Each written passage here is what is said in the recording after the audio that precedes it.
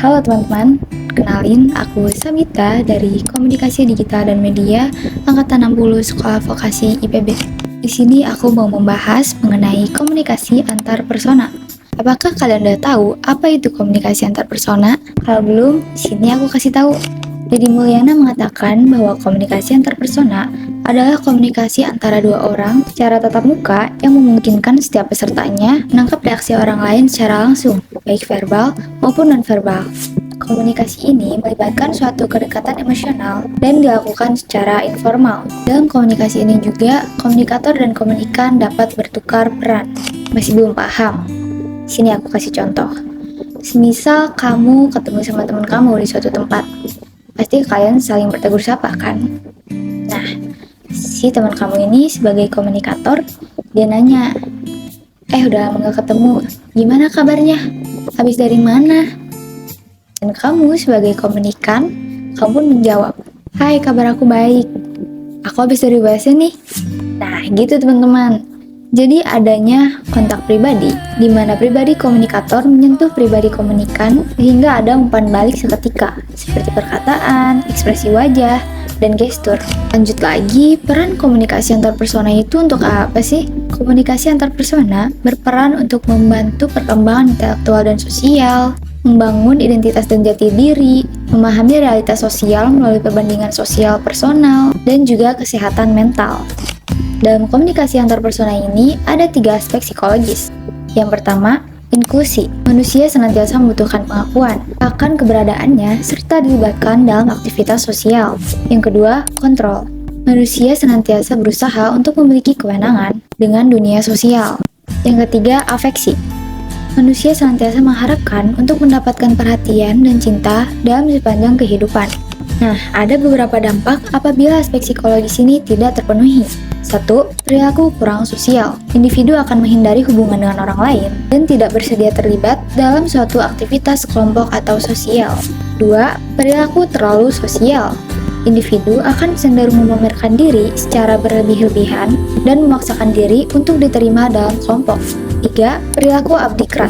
Individu merasa dirinya tidak mampu untuk membuat keputusan dan orang lain dianggapnya mengetahui hal tersebut. Oleh karenanya, ia cenderung menjadi orang yang penurut. 4.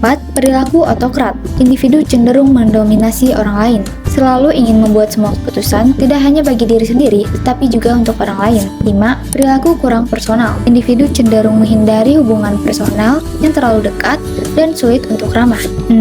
Perilaku terlalu personal. Individu selalu menginginkan hubungan emosional yang sangat erat, terlalu intim, dan sangat posesif. 7. Perilaku patologis. Individu tidak ingin menerima perintah dari orang lain, atau sebaliknya, terlalu taat dengan segala instruksi tanpa memedulikan benar atau salahnya. Nah, hal-hal tersebut tentu saja merugikan diri kita maupun orang lain.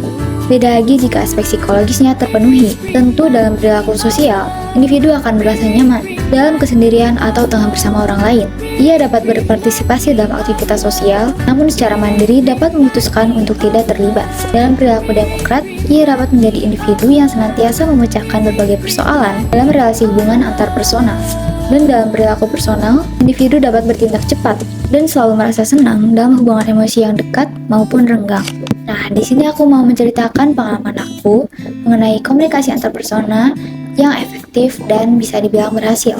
Langsung aja, jadi pada saat itu adalah hari pemilu dan aku sedikit kebingungan karena aku datang sendiri. Tapi kebetulan ada tetangga aku yang merupakan teman masa kecil aku juga, dan kita pun akhirnya berangkat bareng untuk ke TPS. Sedikit penjelasan, KTP ku hilang dan belum bisa bikin KTP fisik yang baru karena belangkonya habis. Dan temanku ini juga, si tetanggaku ini, dia juga baru berumur 17 tahun dan belum dibikin KTP-nya karena belangko habis. Jadi singkat cerita, kita masing-masing harus nunggu antrian terakhir karena kita pakainya KTP digital.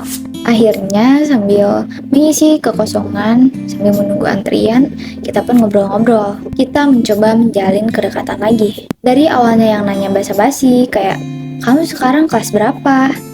Terus dia jawab, aku sekarang kelas 11 SMA. Terus berlanjut tuh, ngomongin hobi, kesamaan, sampai kita nggak sadar udah waktu kita buat giliran nyoblos. Nah, dari asiknya kita ngobrol, kita udah nyaman. tentu itu pertanda bahwa komunikasi antar persona yang kita jalin, yang kita lakukan itu berhasil. Nah, faktornya apa aja sih yang bikin komunikasi antar persona itu berhasil? Tentu saja keberhasilan komunikasi antar persona dibutuhkannya kita yang bersedia untuk memahami perspektif orang lain. Kita juga harus memberikan tanggapan dan dukungan, serta mengungkapkan perasaan kita baik secara verbal maupun non-verbal.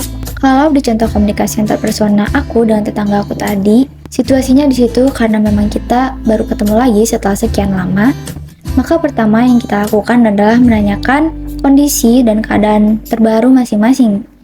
Apa yang up to date? Kayak kelas berapa, sekarang kegiatannya ngapain aja.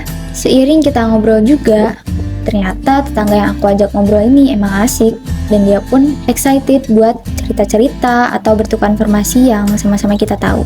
Bahkan setelah ngobrol-ngobrol, aku pun jadi tahu beberapa kesamaan hobi aku dengan tetanggaku ini. Plusnya, aku nggak pernah ada konflik atau masalah dengan teman masa kecil aku ini. Dari dulu aman-aman aja, jadi mau ngobrol pun juga santai aja. Nah, itu aja dari aku. Sekian, mohon maaf bila ada kesalahan. Terima kasih dan sampai jumpa.